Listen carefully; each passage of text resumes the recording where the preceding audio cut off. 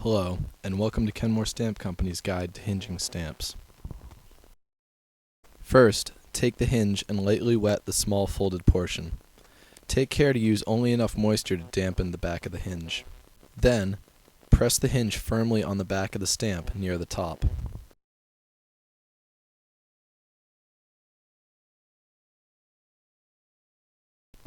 To put it in an album, take the already hinged stamp and use the same technique as before to moisten the back side of the hinge.